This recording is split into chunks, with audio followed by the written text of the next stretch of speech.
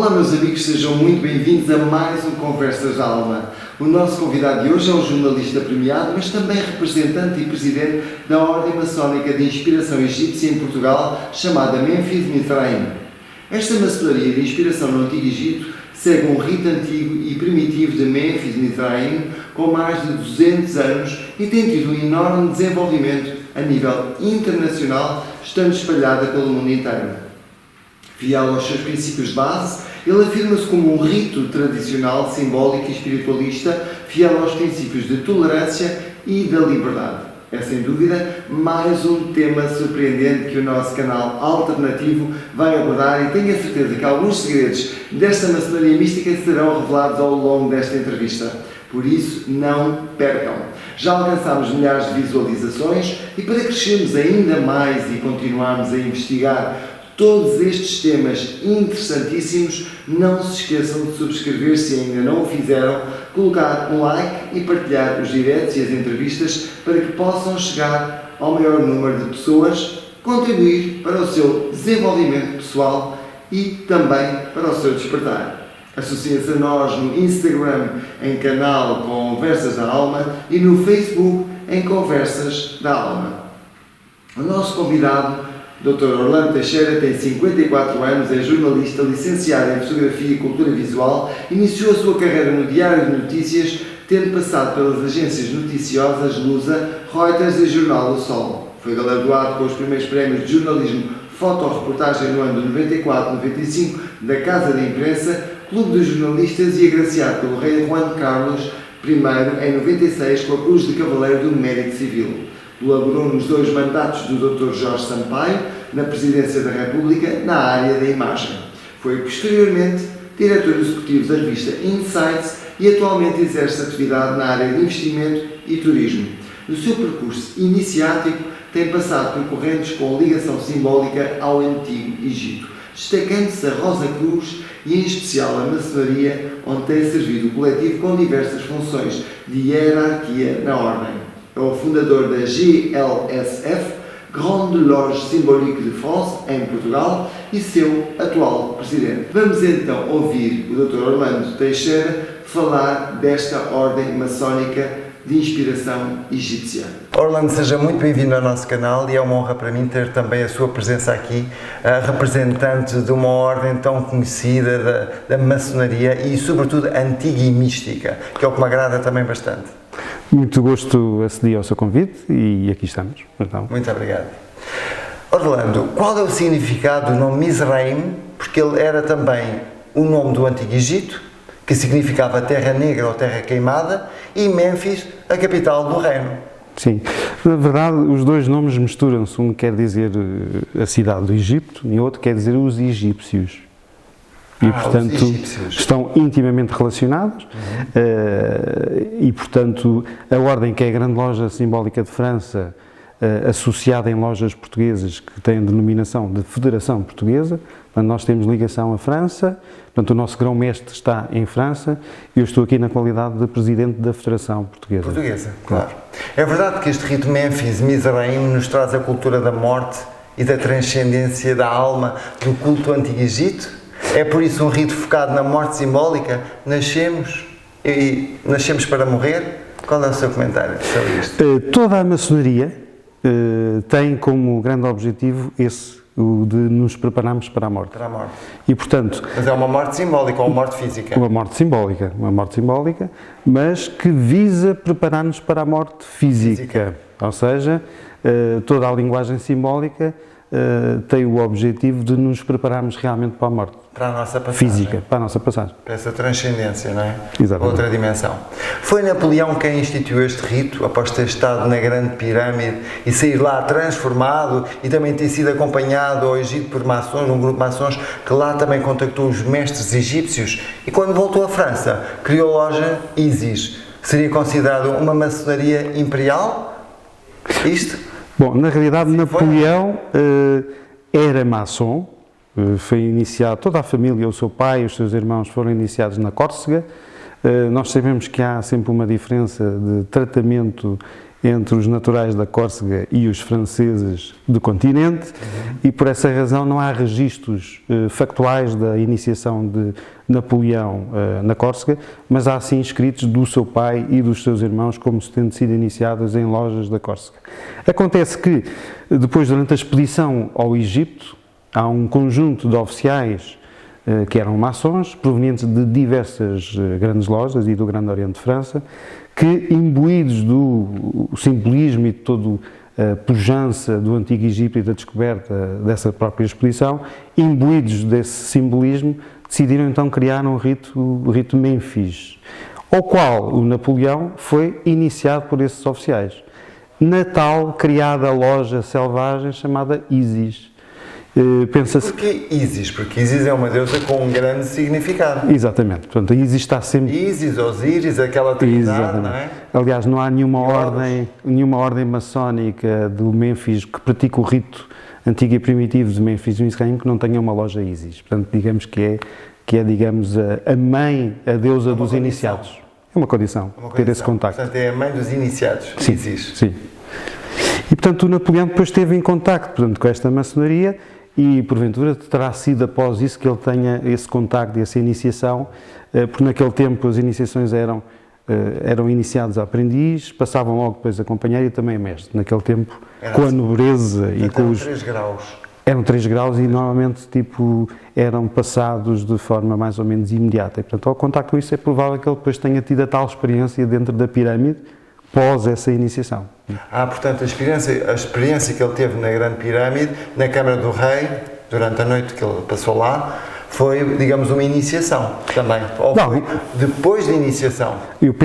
Pensamos que tenha sido depois da iniciação, em que a curiosidade e, digamos, o contacto com o próprio simbolismo do Antigo Egito conduz invariavelmente, e numa pessoa de destaque e de poder que ele tinha, a possibilidade de ter essa experiência. Única, embora exista uma ordem que costuma fazer cerimónias ritualísticas dentro, que é a Amorque, que é a Rosa Cruz. Eu pessoalmente já estive dentro da Câmara do Rei, até bastante tempo, isolado e sozinho com mais um amigo meu cientista, e foi uma experiência muito interessante, muito interessante. E depois há outros locais sagrados também igualmente interessantes, mas não é por isso que hoje estamos aqui para falar. Fala-se também da Grécia como depositária da herança egípcia, onde foram beber conhecimento, mais concretamente na escola pitagórica. É assim? A escola pitagórica está intimamente ligada à maçonaria. Portanto, com todo o know-how, todos os antigos saberes da escola pitagórica estão associadas... Numerologia também? Por numerologia, a geometria sagrada, e, portanto, invariavelmente toca a maçonaria no seu todo, em todos os ritos, e também no rito Mênfis Misraim. Também, nesse. Sim. Falando do rito, este foi criado sobre uma estrutura cabalística ou sobre hermetismo e alquimia, ou ambas? Na realidade, portanto, este rito é uma junção de vários ritos, não é? Do Misraim, do Mênfis e de uma base do rito dos Filadelfos, do rito antigo e primitivo, que é, digamos, o tronco comum aos outros ritos maçónicos, como o rito escocês antigo e aceito. Portanto, é um tronco de tradição judaico-cristã que são similares e, portanto, há uma junção de dois ritos, o Misraim, que tinha 90 graus, nos seus 90 chamados... 99? 90. E o Mênfis tinha 95. Portanto, com a junção dos dois, passa o rito Mênfis Misraim a ter 95 graus, mas depois com o 99, que é, digamos, o papa do rito, o chamado grande hierofante. O faraó. Sim, o faraó. Portanto, vocês basearam-se realmente na antiga cultura do Egito. Na antiga cultura do Egito, portanto. Explique-nos como é que foi criado o rito Mênfis, separando-o agora do Misraim, em que consiste em adquirir o tal chamado corpo de glória ou a imortalidade. Qual é o objetivo deste rito? Esse objetivo Mênfis está presente nos dois ritos, em qualquer rito maçónico, nomeadamente no rito escocês antigo e aceito também, mas este distingue-se em relação a esse por causa da carga mais espiritual e esotérica que tem logo à partida. Portanto, a tradição vem das antigas escolas de saberes, com influência da alquimia, do hermetismo, da via gnóstica, da cavalaria espiritual, dos templários, inerentemente. Embora não haja ligação histórica, a maçonaria foi beber desses antigos saberes e dessas tradições, desse know-how. okay? Desse simbolismo. E, portanto, inerentemente, temos, digamos, um caldeirão muito particular no Memphis Mizraim. Cheio de conhecimento. Aliando sempre ao simbolismo do Antigo Egito, que tem a sua profundidade e todo... Mas com o objetivo de criar este chamado corpo de glória, um corpo de luz, é a transcendência, é isso?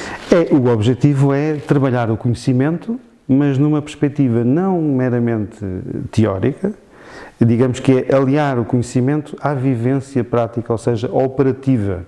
É suposto que o maçom no Memphis Mizraim e nos outros ritos também, embora com uma forma de estar ligeiramente diferente, é suposto que esse maçom trabalhe esse conhecimento por forma a atingir a consciência do que é que esse conhecimento implica na sua vida, no dia-a-dia. Mas também na sociedade. Também na sociedade. Como reflexo, não é? Portanto, nós não podemos... Qual é o princípio básico da maçonaria? É que é o nós conhecermos a nós próprios. Começa tudo por aí. Portanto, nós não conseguimos mudar os outros. Mas podemos começar a tentar mudar os outros se nós mudarmos. Claro. Para isso temos que nos conhecer. E, portanto, por isso é que há aquela máxima do conhece-te a ti mesmo e conhecerás o todo e os deuses. Não é? E, portanto, isso é só possível atingir com muito trabalho operativo, prático, claro, nesta vivência que nós temos na matéria. Fala do operativo, é também magia operativa?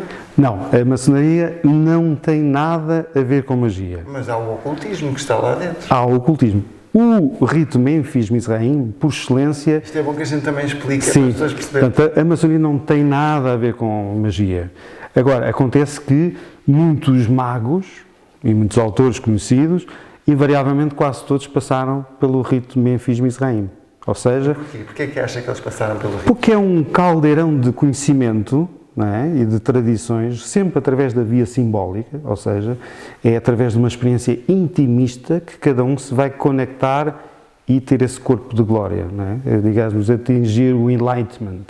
Mas isso funciona tudo com o nirvana.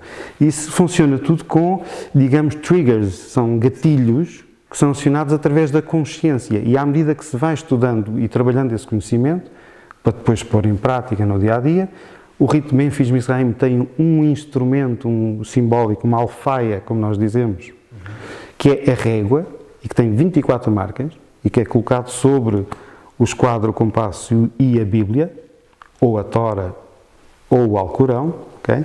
E que representa o trabalho do maçom durante as 24 horas do dia. Não é só sobre as 12 em que está acordado, é também claro, sobre as outras em que ele está a descansar. Está mais inconsciente. O lado solar e o lado lunar. Claro. Portanto, o trabalho é eterno e passa sempre, como eu dizia há pouco, por nos conhecermos a nós próprios e percebermos o que temos de menos bom e o que temos de bom. Então vamos tentar transmutar, exatamente, transmutar o menos bom por forma a que não é anular completamente, mas é uma aceitação de que nós reconhecemos que temos aquela propensão a ter este tipo de... E sublimar. E então é o nosso livre-arbítrio, e essa é a grande diferença entre a maçonaria e a religião, que digamos que perdoa automaticamente as falhas de todos de uma forma automática. Sim. E no dia seguinte podem retomar os pecados. Eu não estou a rir, não é descarne, porque realmente sim, é mesmo assim. Na maçonaria nós ganhamos consciência de que somos nós os culpados. Portanto, não há uma figura invisível que é culpada por todos os males. Digamos que essas figuras invisíveis, a menos boa e a excelente, habitam em nós. E, portanto, nós somos os responsáveis. Nós somos os responsáveis, através do livre-arbítrio. Portanto, é suposto nós aprendermos a lição, tal e qual como as crianças, que a gente avisa: menino Carlos, não faça isso, que vai cair, vai-se aleijar. Repetimos 3 ou 4 vezes. O Carlos continua. Só vai aprender quando cair e partir a cabeça. Portanto, nós temos nesta fase, neste plano da matéria. E, portanto, é através do livre-arbítrio que a gente vai, digamos, evoluir, e ao evoluir vamos sempre ganhando consciência e nos religando ao divino. É aí que nós podemos atingir o tal corpo. Cada caso é um caso. O Orlando demorará 6 meses ou 30 anos. O Luís... pessoas que podem fazer um enlightenment assim. Exatamente. Não é? E, portanto, este é o objetivo desta via iniciática e sempre numa perspectiva do livre pensamento. Ou seja, não incutindo nem crenças, nem dogmas, embora com um grande espírito de tolerância e respeitando quem os tem. Muito bem. E o Mitzrayim, que influência teve o grande ocultista Cagliostro neste rito inspirado no ocultismo e na magia do Antigo Egito? Porque ele realmente tem uma parte do ocultismo e de magia do Antigo Egito. Bom, Ou não tem? nós falámos do Antigo Egito, é invariavelmente Lá pensarmos, estou eu com a magia.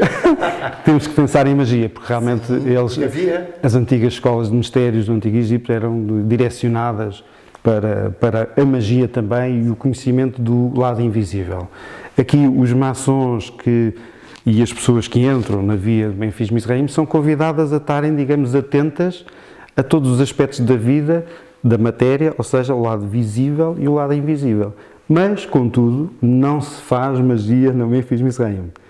Pode operar-se transformações a nível pessoal que podem ser equiparadas a uma forma de magia ou de milagre, mas não é magia. Ou seja, os vossos ritos operativos, neste caso, ou as vossas práticas espirituais, chamemos-lhe, não são propriamente mágicas, são utilizando os conhecimentos e símbolos, mas os símbolos têm sempre uma carga esotérica, têm sempre uma carga espiritual e logo quando nós manipulamos os símbolos estamos a fazer algo no mundo invisível. Sim. É que eu chamaria magia, mas pronto, agora é o mundo quântico, não é? Agora é a física quântica. Sim. Mas na realidade, quando nós manipulamos determinados símbolos ou invocamos uma determinada força através de um símbolo, nós estamos a fazer aquilo que antigamente se chamava magia. Visto desta maneira. Sim, claro. eu compreendo e vou tentar dar a perspectiva maçónica. É isso mesmo. Pronto. Ou seja, a magia é, através de práticas rituais, exercer influência sobre as matérias. Ou seja, por exemplo, de uma forma muito simples, deslocar objetos. Por exemplo, Isso é magia. telequinésia. Pronto.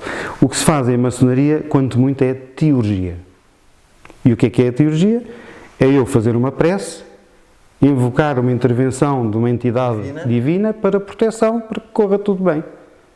Para que a paz, o amor, circule num ambiente onde vai-se passar a ritualística. Claro.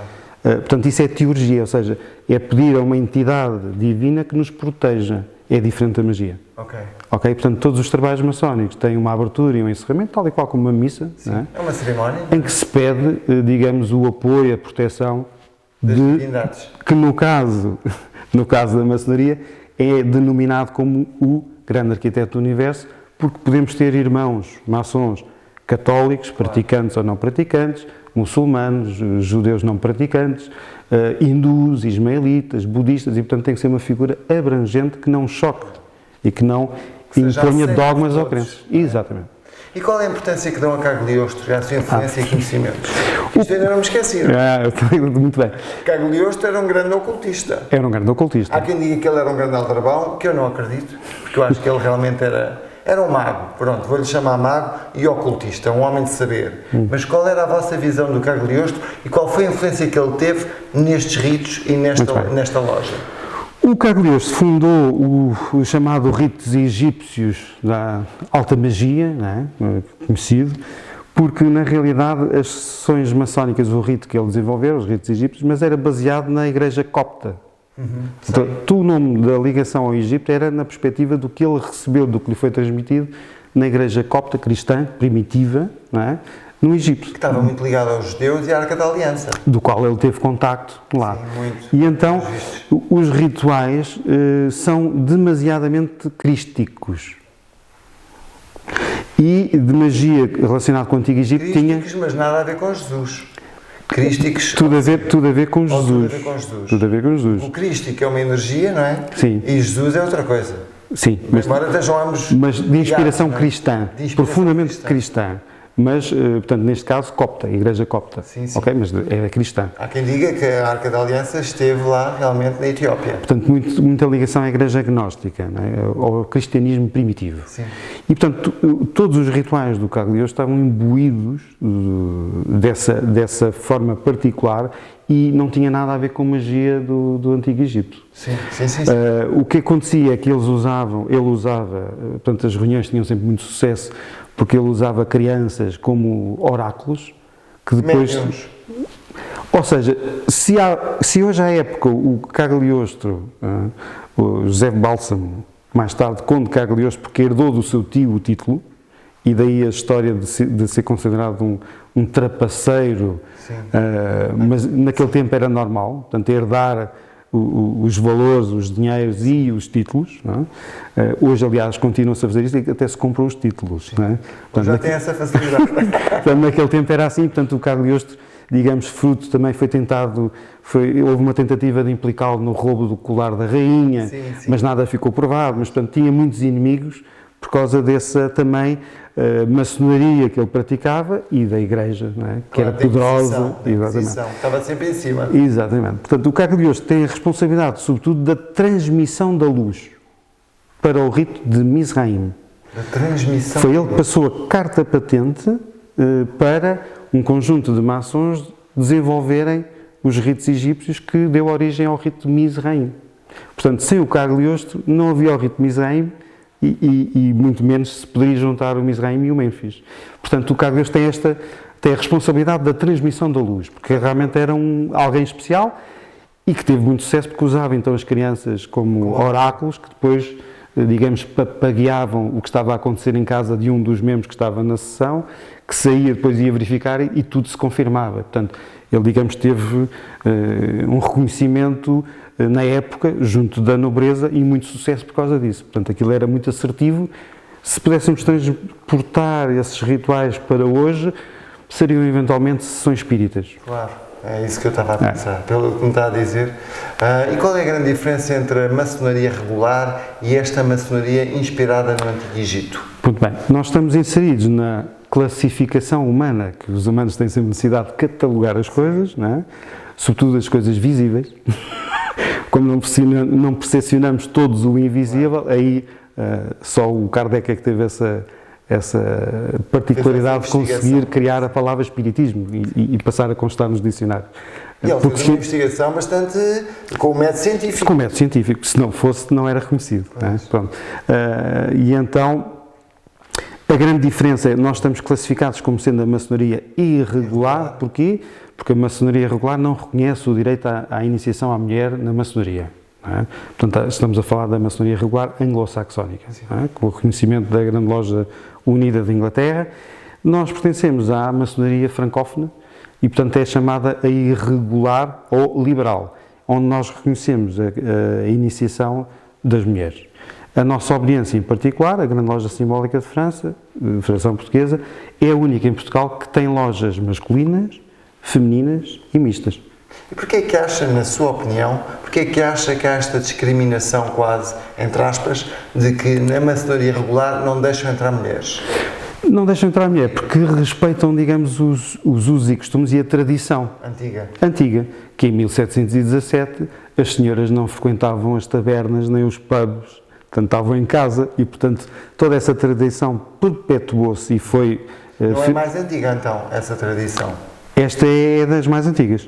Quando eu digo mais antiga, portanto, esse pensamento, esse conceito que as mulheres não poderiam participar, vem só dessa época? Sim. Okay. Que rompe-se na tradição, na corrente francesa, com a Revolução Francesa, onde a cidadã ganha os plenos direitos do cidadão. Portanto, há um reconhecimento... Tal como na Grécia. Tal como na Grécia. Voltar aos tempos antigos. Exatamente. Explique-nos os conceitos teísta com T e deísta com D que caracterizam estas diferentes maçonarias. A regular, que leva a crenças religiosas, ou seja, teísta, e a irregular, deísta com D, que crê no pensamento livre e na capacidade de raciocinar, livre de crenças e revelações divinas. Muito bem. O rito teísta é um rito particular da maçonaria regular, normalmente é o rito escocês retificado, que é um rito imbuído do espírito cristão, não é? Mesmo, embora tenha a tradição judaico-cristã, porque acabam por se misturar no Antigo Testamento, não é? Digamos que tem essa forma particular de estar, são maçons que acreditam no Deus cristão. E, portanto, praticam um rito que é da zona de conforto deles. Não é?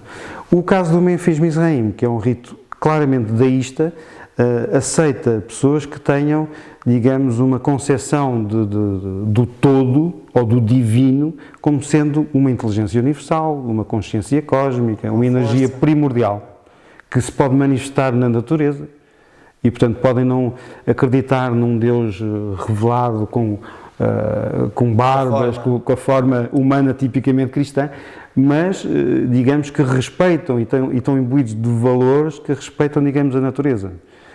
Quase pagão. Pagão, sim. É pagão. E, portanto, o rito Memphis Mizraim aceita pagãos, por isso daí ter o simbolismo do Antigo Egito, ok?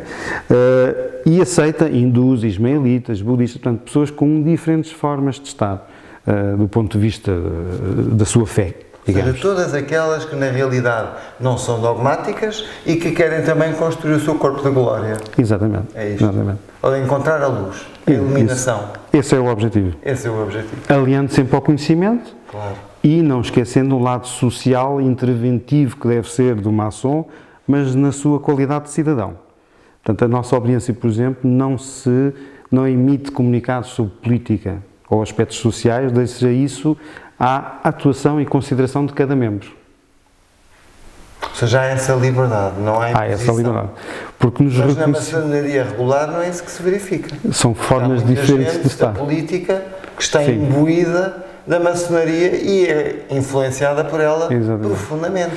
Eu diria que nós conseguimos ter alguns políticos que têm uma consciência da necessidade espiritual e esotérica e têm essa busca. Para o crescimento pessoal. E, portanto, e aí a pessoa, mesmo sendo política ou não, vai atuar consoante a sua consciência e a sua moral. Portanto, não há indicações superiores de todo. E, portanto, esta maçonaria tem esta particularidade de ter este foco. E entre vocês também há aquele, digamos, aquele elo fortíssimo entre irmãos, que os irmãos apoiam-se uns aos outros, Sim. seja em que situação for? Sim. Portanto, a ordem maçónica é sempre uma ordem iniciática de forte cariz fraternal. Porque é esse lado fraternal que é o que falta à humanidade, é o que falta cumprir. Digamos que temos que olhar para a fraternidade como sendo um amor divino, um amor altruísta, incondicional, que é o que é a massa, é o cimento que vai ligar as pedras que todos nós somos. Isto é a linguagem simbólica da maçonaria. Portanto, cada um de nós é uma pedra bruta que tem que ser talhada por nós Polida, e polida, lapidada, não é? e depois de estar polida e lapidada pode ser utilizada para construir o templo, depois de construir o templo interior, construir o templo coletivo. E é esse, o amor fraternal, que vai servir de cimento para ligar as pedras. Se não cumprirmos a fraternidade, nunca vamos conseguir cumprir a humanidade. Portanto, a fraternidade é um dos vossos grandes pilares. É um dos grandes pilares. Portanto, esse amor incondicional que vocês sentem por tudo o que é ser vivo e, no fundo, que trabalham também, a vossa postura é para o bem maior, Para o bem maior. para o desenvolvimento da sociedade também. O maçom do Memphis Mizraim adquire consciência de que o ser humano é o regente do universo. Ou seja, o amor Que o universo físico, material, da matéria, terceira dimensão. da terceira dimensão. Ou seja, nós somos responsáveis por manter a nossa casa em harmonia. Sem dúvida. Os animais, as árvores, nós somos responsáveis pelo planeta Terra. E, portanto, temos esta consciência. É bom terem essa consciência. Exatamente. E os outros maçons, acha que têm? Também têm. Têm. Alguns levam o seu Ou tempo, isto todos está a nós vamos... acontecer? Não, acho que todos têm Acho que têm. uma consciência Isto não é uma crítica aos maçons de regular, hein? Estou só a fazer uma pergunta. Eu gosto de fazer muitas perguntas. O que acaba por ser muito interessante na maçonaria é esta diversidade que acaba por funcionar na unidade. Ou seja, se todos fôssemos iguais, Pois, era impossível então, crescermos. com a particularidade de cada rito e de cada ordem, digamos que a maçonaria consegue complementar e atuar na sociedade de diversas formas. Umas num aspecto mais espiritual, ok? E outras mais no aspecto da matéria. Estou a falar da entrega das máscaras aos bombeiros, na altura do Covid. E, portanto, digamos que as ordens organizam-se por forma a atuarem da forma que acham melhor. Claro.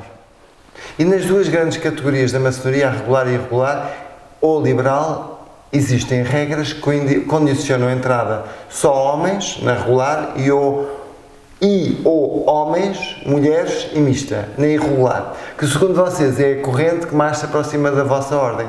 Porquê estas diferenças?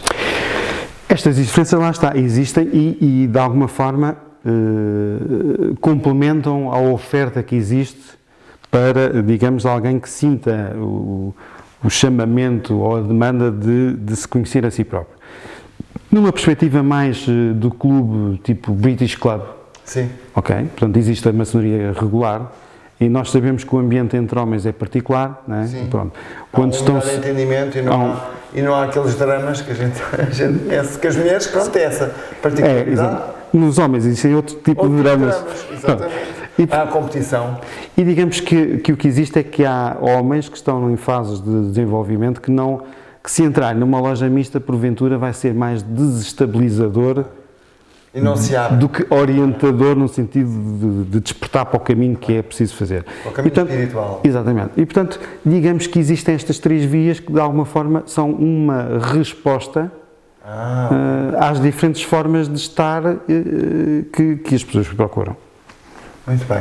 Na maçonaria regular, sabemos hoje que o rito escocês retificado é orientado para cristãos, ou seja, teísta. O rito escocês antigo aceita uma tradição judaico-cristã. E o rito francês é o mais liberal e utiliza ritos deístas nos seus ritos. Fale-nos um pouco destas diferenças. Pronto. Na realidade, o rito escocês retificado é muito particular e portanto, é mais orientado para maçons que são cristãos. Digamos que é possível um maçom ser cristão e ir a uma missa e ter a sua fé e seguir, e normalmente até fazem eventos até em igrejas, portanto tem uma conotação... Tenho amigos que fazem isso. E portanto é normal, é uma forma de estar, porque nada é contrário, não é?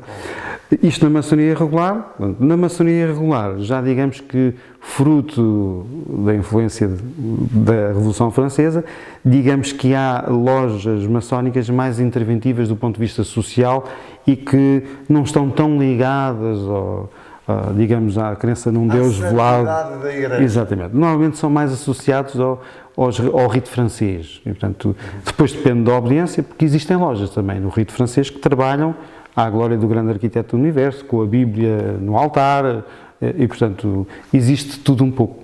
Pois. O Memphis Mizraim, para se entrar no Memphis Mizraim, tem que se acreditar em algo superior, seja o que for, do ponto de vista pagão Não ou se pode não. ser ateu. Não casa bem Não casa ser bem não. com a vossa filosofia. Não. Quando assim acontece, já aconteceu, Claro. haverem pessoas que entram em contacto connosco e que nós entrevistamos, e entrevistamos no sentido de perceber quais são as zonas de conforto. Sim. Por exemplo, se sente melhor numa loja masculina ou mista, não é? No caso de ser um homem, ou uma mulher numa loja feminina ou numa loja mista. E procuramos logo saber esse aspecto. Quando nos dizem, mas eu não acredito em Deus, não tem problema, canalizamos para uma obediência que tenha lojas onde isso não constitui problema. E a vossa ordem considera-se adogmática, não é? A nossa ordem considera-se adogmática, republicana e laica. Quer explicar um pouco isso? Sim. Adogmática, republicana e laica. Pronto. Adogmática no sentido que aceitamos pessoas interessadas, mas que acreditem em algo superior do ponto de vista plural, não é? Portanto, não impomos que seja o Deus cristão. Portanto, a dogmática nesse sentido, mas é importante que acreditem em algo superior. Como dissemos anteriormente, sim. Porque havia uma via de desenvolvimento interior, de conhecer-se a si próprio e evoluir. E, portanto, sem esse nível de sensibilidade, o trabalho fica incompleto. Essa é a realidade na nossa perspectiva. Claro. Republicana, porque revemos-nos na forma como que a democracia está organizada, muito embora careça sempre de melhoramentos. Todas as estruturas humanas começam de uma forma e depois são desvirtuadas e têm problemas ou não. Cabe a nós, cidadãos, estar atentos e, portanto, por isso nos consideramos... Exatamente. E, a certa altura mesmo, sermos mesmo interventivos na vida ativa enquanto cidadãos, não enquanto maçons. O maçom é sempre para ser desenvolvido uma experiência intimista. E agora uma pergunta fora do conceito, mas que me faz agora pensar. E relativamente a esta situação que está na atualidade, Sim. Qual é a vossa intervenção? E qual é o vosso pensamento sobre isto? Fugindo um pouco, mas vamos já continuaremos com o fio com que estávamos, com o fio condutor que tínhamos. Pronto. Invariavelmente no caminho de uma via iniciática e da nossa vida, nós temos up and downs, não? Temos altos e baixos. Nós queremos acreditar que a fase que estamos a passar hoje em dia é uma fase down, que nos leva às profundezas dos problemas da humanidade e do ser humano, para nos obrigar a refletir quem é que somos, onde é que estamos e para onde é que queremos ir. A natureza é sempre sábia e, portanto, digamos que nos mostra sempre o caminho, invariavelmente, às vezes de uma forma com dor. Severa. Com dor. Essa é, digamos, o que faz girar o mundo. A Cabala explica isso. Sim. Okay? Na perspectiva das duas energias primordiais. Não é? O amor incondicional, que é o comparado ao divino, e o ego. O branco e o preto. O yin e o yang. Sim, não é? sim. E, portanto, o amor altruísta é aquele divino que só deseja dar, sem esperar receber em troca. E o ego só deseja receber. Nós estamos no ego, estamos na matéria. Claro.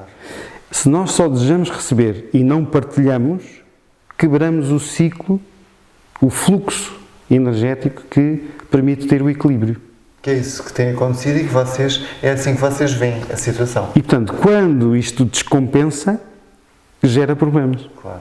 Como, por exemplo, o ego exacerbado é a ganância, é o ganhar, no olhar a meios, para atingir fins, e sem partilha, não é? Sem distribuir riqueza. Exatamente. E, portanto, quando nós percebemos, e o nosso lado divino, o nosso corpo De glória. de glória, desperta na matéria, é quando nós despertamos e compreendemos, ganhamos consciência, através do conhecimento que trabalhamos e que estudamos, o conhecimento exotérico, e então depois recebemos o lado esotérico, que vem do cima, de uma experiência intimista. Claro.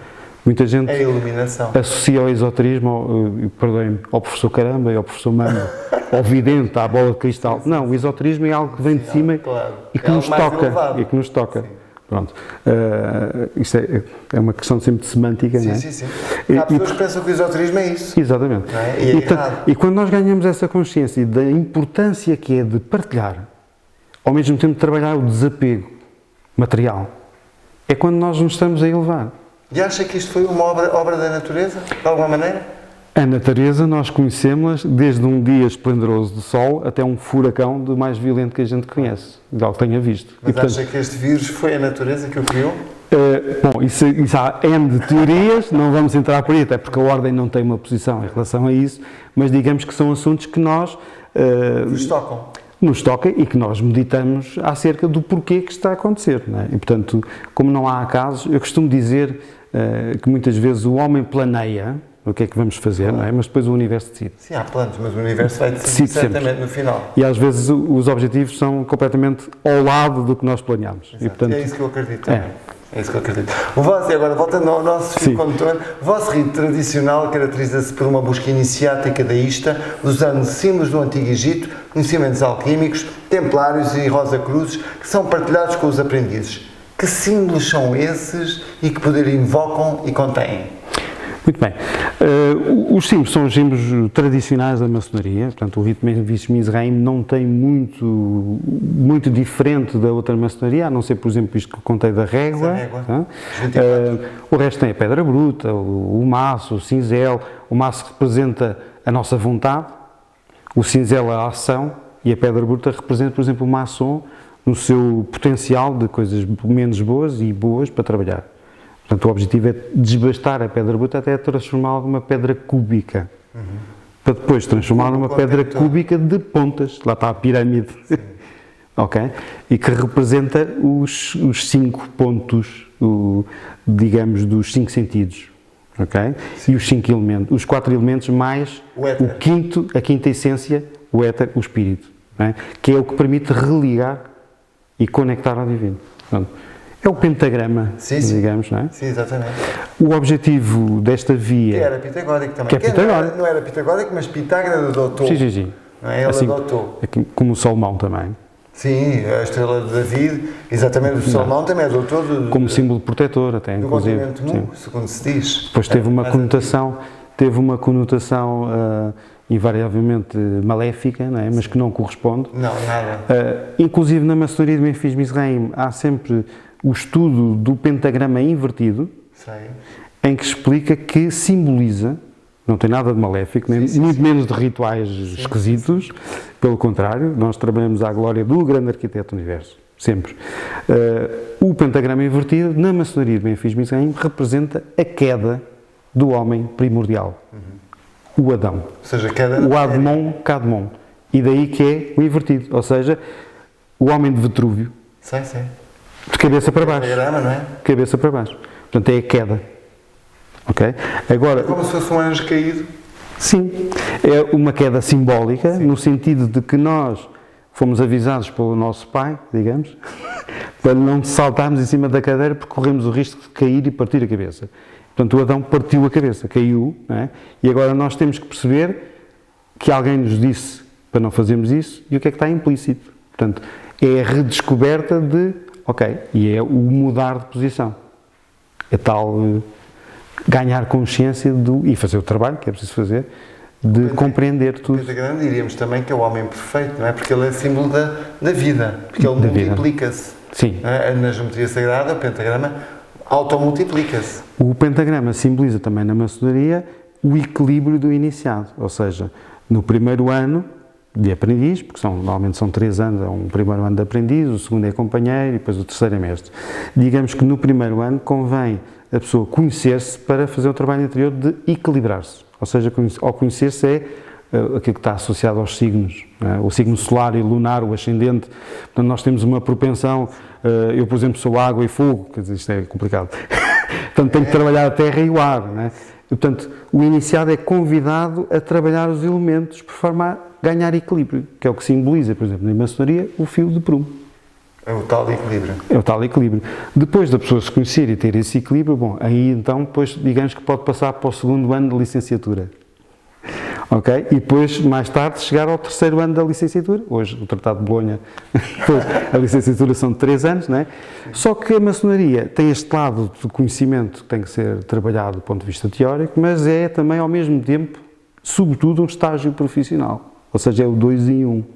Porque sem a vivência e sem o trabalho no dia-a-dia em nós próprios, o iniciado, digamos que pode passar pela maçonaria, mas a maçonaria não entrou no iniciado. Compreendo. Portanto, é um trabalho... A essência não entrou exatamente. a fundo no inicial. E, portanto, tudo em maçonaria é simbolismo. Portanto, nada é incutido em forma de dogma, de resposta fechada, de transmissão de conhecimento fechado. Não.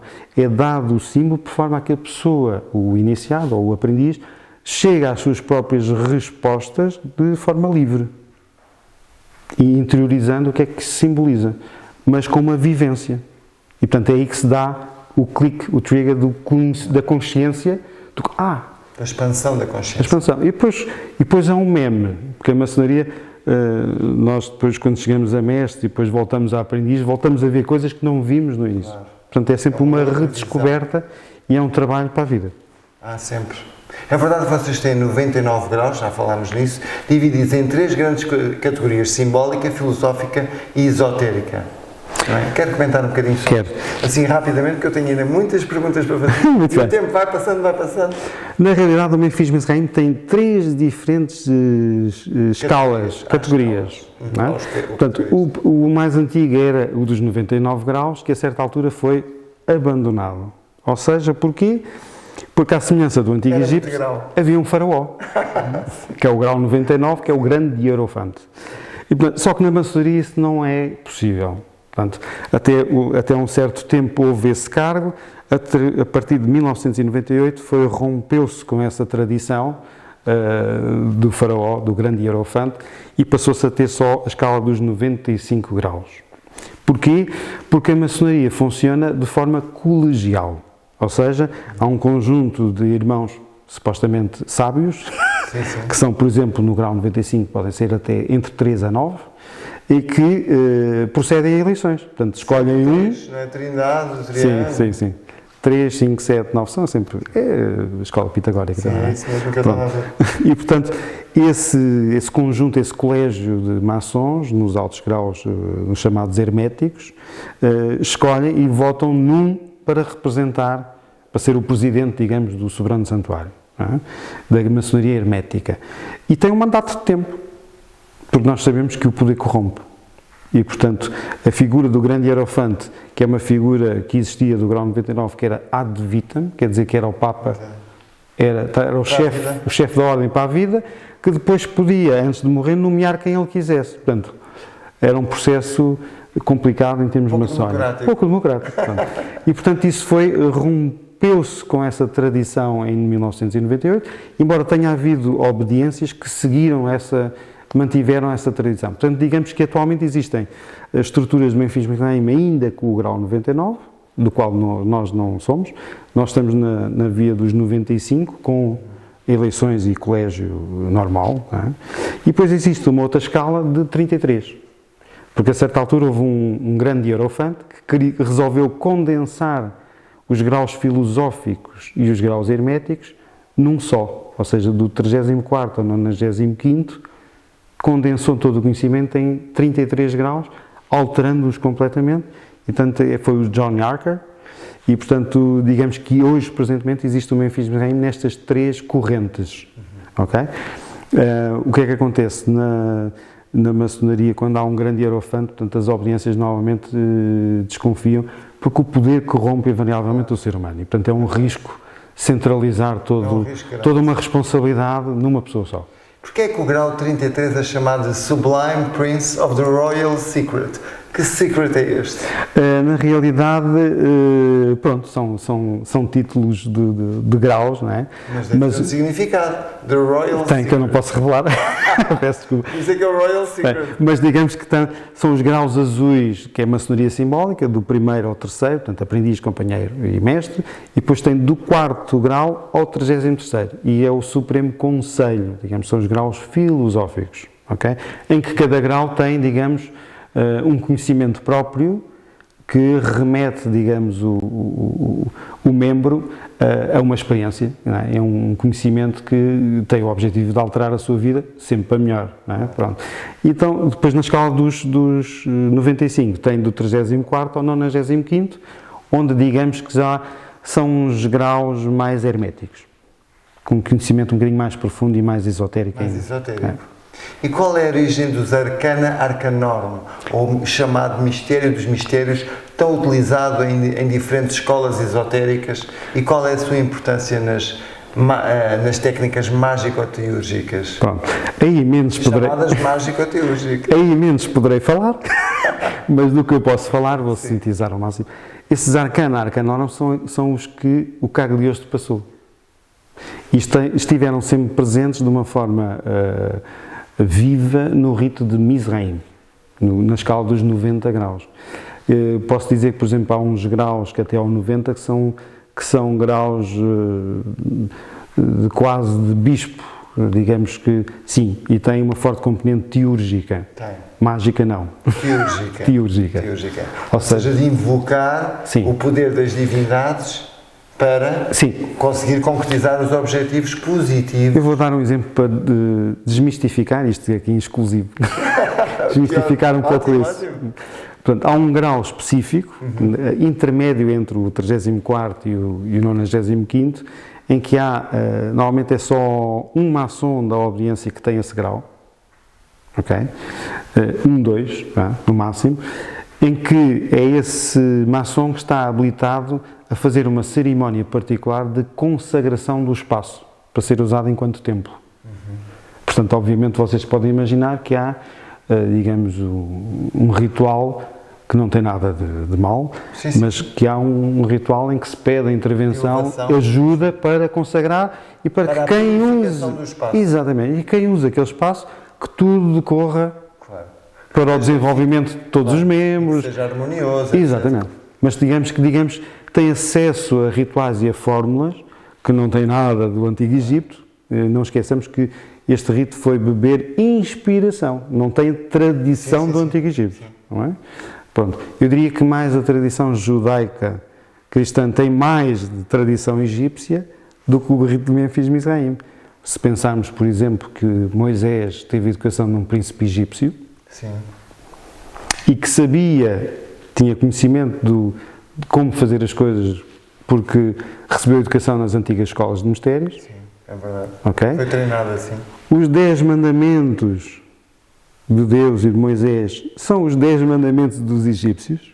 Que já vinham do O não matarás. também. Exatamente. Aliás, há quem diga até que esses mandamentos eram parte da quantidade de mandamentos que existia no continente Mu e que ele depois recebeu esse conhecimento e adotou para aquele povo. Exatamente. E esses são os tais princípios de Mahat. Pelo menos é o que eu sei, não é? Sim. E há aquele episódio também da vara. Mahat também é outra deusa egípcia. Da justiça e da verdade. Exatamente. E há... Com as asas, com aquelas asas. Sim.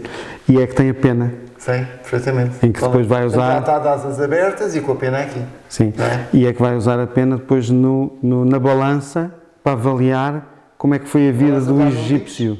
Sim. Já não viste? Onde o egípcio que faleceu, não é?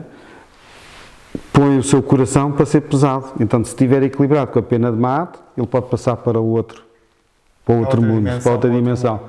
Se o coração pesar mais do que a pena, vem um monstro feio e come-o. Será o inferno. Exato. Serão Okay. os mundos inferiores. Os mundos inferiores. E o Moisés sabia e transformou-se a vara numa cobra. Não é? Depois vieram os sacerdotes do faraó que também o conseguiram fazer. Só que depois a cobra de Moisés comeu as outras duas varas. Portanto, digamos que Moisés não era uma pessoa qualquer. Não, claro que não. E portanto isso é interessante. Portanto, se nós formos ver a magia do Antigo Egito, está presente. Que ele chama até tecnologia. É tecnologia, porque senão. Porque no fundo os maias, eu por exemplo que estudei com os maias, o que era chamado magia que eles utilizavam era alta tecnologia. Sim. Científica. Sim. Só que, claro, fazia milagres com a matéria. E continua a fazer. Mas na maçonaria não temos magia. Nada disso, pois. Embora, digamos... Mas nestes rituais o objetivo é formar teurgos, ou não? Não. Teurgos, não. Não, de todo. As operações teúrgicas que acontecem é sempre numa perspectiva de proteção, tal e qual como numa missa, numa prece. Purificação. Sim, numa prece, para Mas que tudo neste corra caso, bem. para atrair benefícios com esta cooperação espiritual entre humanos, anjos e deuses. Sim, É isto? sim, Portanto, anjos e deuses. Sim. Divindades. sim. Na antiga Atlântida falava-se da chama perpétua que os sacerdotes alimentavam. Que chama é esta no vosso rito antigo que vocês mencionam, querem manter acesa e perpetuar? E com que fim? Ok. Que chama é esta? Nós temos a chamada luz primordial, que é acesa no altar central e que representa, digamos, o Santíssimo na igreja. Portanto, é a presença de Deus. Portanto, há uma prece feita antes, não é? Acende-se a vela, Para a invocação dessa presença, dessa proteção e da presença para que tudo o que se passa ali seja a glória do grande arquiteto do universo. Portanto, sem esta dimensão superior, nós estamos, infelizmente, presos a uma dimensão humana. Estamos limitados à escala humana. E, portanto, com tudo o que tem de bom e de mau. E, portanto, há esta necessidade de ir buscar um pouco mais acima para que todos tenham respeito e se consiga trabalhar em tolerância. O cruzamento entre a força divina e a força humana. Exatamente. É isto, neste cruzamento divino. E depois a operação de transmutação na linguagem alquímica, presente também na tradição do rito Memphis-Mizraim, que é fortemente alquímico, hermético, filosófico, tem a gnose, okay? Tem a cavalaria espiritual. Também quando vivi em Madrid. Pronto, andei por... Muito bem. Também percebo o que está a dizer. Sim, e portanto tem esta particularidade que a torna diferente dos outros ritos maçónicos. Bem, eu já estou a ver, porque a energia que eu estou a sentir, pronto, há pessoas que não compreendem isto, mas a verdade, como sou sensitivo, a energia que eu estou a sentir daquilo que me está a dizer, que se está a gerar, é realmente muita luz, é o que eu estou a sentir. O que mostra também que realmente o trabalho que vocês fazem é um trabalho de luz. Sim. Não é um trabalho denso, é de luz. É de luz. Nós temos um objetivo que é reunir o que está disperso. Ou seja, por vezes há grupos que funcionam e como a vida é dinâmica, não é? Digamos que tem momentos felizes e momentos menos felizes. Faz parte. Não é? Nós vivemos sempre em eterno morte e renascimento. Sim. São processos. Como a Fênix. Tal e qual. O início do emprego, o fim do emprego, o reinício numa outra atividade completamente diferente. Portanto, o universo conduz-nos de alguma forma, às vezes sem querermos, não é? Sem dúvida. Da química de um ano para o outro, para as artes, como é que é possível? Pois, exatamente. O universo faz a capacidade da gente se reinventar, qual Fênix, não é? De morrer e depois nas cinzas desse corpo renascer novamente uma nova águia, não é? E, portanto, essa capacidade que às vezes pode ser uma experiência traumática, Ou dolorosa. Claro. muito dolorosa, se nós não a compreendermos, se não fizermos o silêncio para tentar compreender o que é que está por detrás desta experiência que a gente está a ter. Porque a maioria de nós também não tem aquela visão espiritual, ou pelo menos não tínhamos, essa visão espiritual para ver o que está depois mais à Exatamente. frente, não é? Exatamente. E então encaramos como uma experiência negativa, quando na realidade ela apenas está ali para nos ensinar e para nós superarmos e levarmos. Nem mais.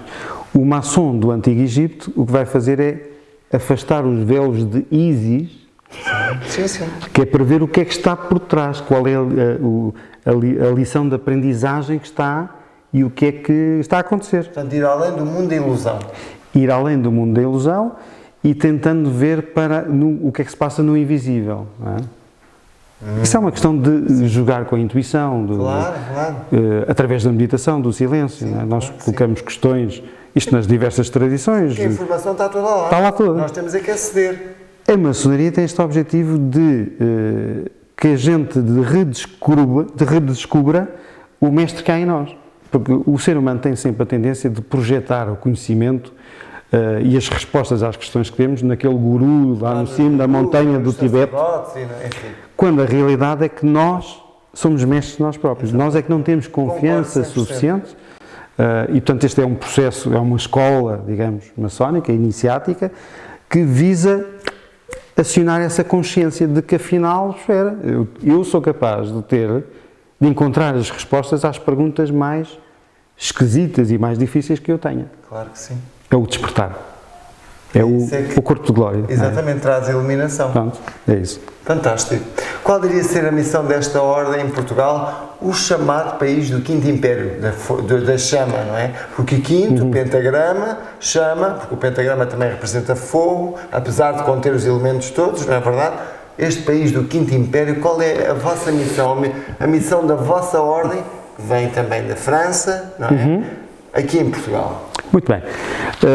Nós, os portugueses, somos um povo particular. Para não dizer especial. Eu concordo, mas quero saber mais. Os brasileiros também. Sim. Ok? E nós tivemos a possibilidade de constatar isso, porque nós pertencemos a uma estrutura internacional, portanto, onde várias grandes lojas simbólicas. Vocês estão espalhados pelo mundo inteiro. Estamos em 14 países e digamos que a força do rito habita em cada país de forma cíclica. Não é? E, portanto, porque tudo é cíclico. Tudo é cíclico. E digamos que às vezes há uma luz que está mais forte num país e está mais fraco no outro. Portanto, é normal, porque tem a ver com a dinâmica também humana, não é? Sim. E de quem é que conduz os trabalhos e, portanto, e de quem é que anima essa luz. Todos nós ao darmos um pouco, estamos a criar algo superior. Estamos a ativar ou a adormecer se formos passivos, não é? E, portanto, nós, por exemplo, em convenções internacionais tivemos contactos e tivemos visita de maçons de outras obediências da nossa estrutura, em que no final tiveram a experiência de dizer, bom, mas vocês estão ótimos, porque sentiram que realmente havia ali qualquer coisa de especial naquela reunião internacional. E, portanto, e disseram claramente assim, bom, e a gente só sentiu uma vez uma coisa assim, não tão intensa, foi quando estivemos com os brasileiros. E, portanto, digamos que o Quinto Império, esse ideal do qual nós nos prendemos muito a esse símbolo, mas esquecemos que esse símbolo não vive só pelo símbolo. O símbolo tem que estar presente em nós, no nosso coração. No despertar. Esse despertar, esse Quinto Império, digamos que é o ganhar, é o que falta acontecer. É nós ganharmos consciência da capacidade que temos enquanto portugueses, enquanto povo. Talvez agora, depois desta história, desta ilusão da Covid, possam realmente os portugueses, e espero que sim, e oro por isso, que eles possam despertar essa chama do Quinto Império, não é? Despertar-se a si mesmos para poderem estar realmente ativando o poder, eu não lhe quero chamar poder, mas o potencial que Portugal tem, e que é cíclico e que voltará certamente a ser. E eu acredito que temos uma missão de sermos a luz da Europa. Eu acredito nisso. Aliás, eu acho que já somos, mas que ainda não está visível. Mas está lá. Está. Mas está, pelo menos é aquilo Também que acredito. Pelo menos tem sido as experiências que eu tenho tido. Aliás, eu vou rapidamente contar o porquê que eu penso assim, para as pessoas, porque isto tem tudo a ver com este contexto. Quando eu fiz uma viagem por toda a Europa com a minha ex-mulher, nós passámos por vários países porque íamos em busca de vários sítios sagrados. Quando nós passámos a fronteira, entramos na fronteira de Portugal, nós sentimos uma energia, uma luz, vou-lhe chamar luz, que não sentimos em qualquer outro país. E eu aí pensei, agora eu percebo porque é que Portugal é o que é, foi o que foi e o Quinto Império provavelmente vai ser. Porque realmente Portugal é especial. E há quem diga que nós somos descendentes diretos dos deuses. Isso era uma outra história, outra longa conversa. E agora, qual é a sua visão do Quinto Império, assim de uma forma mais mística? Esta que já falou, para nós terminarmos. Eu penso que o que falta cumprir é a forma fraterna com que os portugueses se relacionam com os outros, a forma como nós recebemos o turista. Sempre fomos assim. Sempre fomos assim. Eu só conheço outro povo muito parecido connosco, assim, que são os tailandeses. Sim, é verdade. São excelentes anfitriões. E, portanto, esta forma de nós apenas sermos aquilo que somos, de uma forma humilde, fraterna, e sem complexos. Eu acho que o problema aqui é a gente estar sempre eternamente à espera que venha alguém fazer aquilo que nós temos que fazer. Portanto, está sempre à espera do Dom Sebastião. Do Messias. Do Messias. E quando somos, cada um de nós tem essa capacidade. E, portanto, eu acredito que o Quinto Império será um despertar coletivo, mas primeiro individual. Quiçá está a levar muito tempo por causa disso. E, portanto, eu creio que o Quinto Império, no símbolo que representa precisamente isso, e eu quero acreditar que mais cedo ou mais tarde a gente vai despertar e que assuma quem nós somos, não é? Da forma como somos, e que possamos dar um contributo não só à Europa, mas ao mundo, como já demos na nossa história. E marcámos o mundo. E marcámos. Portanto, tenho essa esperança. O início da globalização. Exatamente. Portanto, eu tenho profundamente essa esperança. E pronto, não projeto muito a história do Quinto Império, sim, não é? sim, sim. Mas acho que o Quinto Império é um bom símbolo. É um bom símbolo. É. Fantástico. Onde é que as pessoas podem encontrar-vos? Para terminarmos. Muito bem. As pessoas podem nos encontrar na internet. Temos um site. Temos um site que é o www.glsf-SF, que é Grand Loge Symbolique de France, federaçãoportuguesa.com. Okay? E estamos também presentes, temos uma página oficial também no Facebook, que tem que estar nas redes sociais presente, mas a informação, digamos que é uma informação muito oficial. As pessoas contactam-vos para poderem entrar na ordem, não é? Vocês fazem uma entrevista para ver se está de acordo com as regras que regem a ordem e depois a partir daí. Exatamente. Há duas formas de entrar na maçonaria, que é ou por proposta de um maçom ou por candidatura espontânea, enviando um e-mail. E digamos que depois esse e-mail é apreciado, há uma entrevista pessoal e depois digamos que a pessoa, se reunir as condições e a vontade, que é fundamental, é, digamos, apadrinhada por um de nós e proposta, então, por um de nós que fez a entrevista. Fantástico. Muito agradecido por esta luz que trouxe, esta luz que nos trouxe do conhecimento, para nos clarificar também sobre esta ordem, que me parece ser realmente muito interessante e que parece estar a fazer também um trabalho, sem querer julgar e fazer julgamentos, parece estar a fazer um trabalho muito digno e profundo, e isso é de louvar, pelo menos daquilo que eu ressenti. Muito sucesso e muito obrigado por esta entrevista. Muito obrigado, e foi um enorme gosto, e obrigado pelo convite. Muito obrigado. Obrigado a todos por estarem connosco. Espero que tenham gostado desta entrevista, que foi realmente profunda, elucidativa, e que todos vocês possam também trabalhar para o despertar do mestre que há em vocês e encontrar aquela luz que todos vocês têm, que nós portugueses temos. Está na hora de acordar, portugueses, está na hora de despertar. Vamos embora lá, transformar este nosso antigo império no novo império da luz e de despertar e de conhecimento. Obrigado a todos e uma boa semana.